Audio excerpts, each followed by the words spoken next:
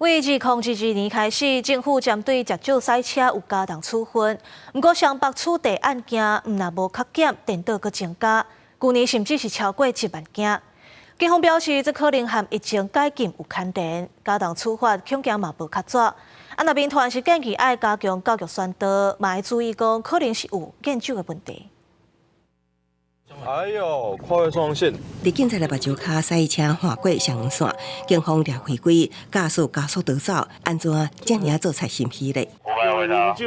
有喝酒我就叫你停车，还不停车啊？原来这名查甫人拿罐秘鲁啉落到半暝啊，啉酒赛车上路，同款酒后开车，也有路驾驶抓嫌反向，弄掉起诉。超过0.25是公共危险罪哦。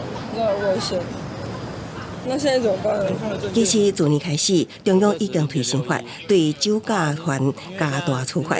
若是提悬财罚金额、公布姓名相片，也有先提连坐法定措施。也不过，台北警方掠酒驾为2021年7400多件，加当年提升到9400多件，去年更加冲破1万件，案件数无减电倒增加。除110年民众因疫情减少外出饮宴、违规减少外， 111年、112年疫情解封后回归正常生活，违规制约5000件。双北的触地案件多，警方分析可能是疫情解禁有合者行为，甲执法强度有关联。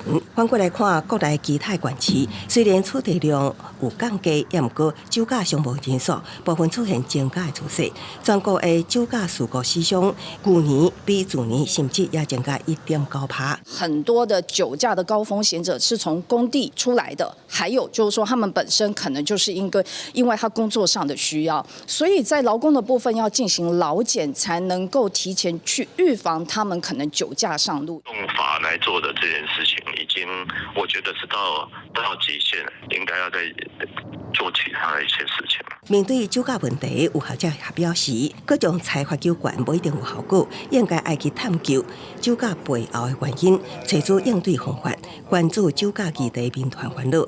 后来特别教啊，少年人恐惊加做酒驾的高风险族群，建议加强教育，也爱注意酒驾累犯、酒精戒掉的问题。记者综合报道。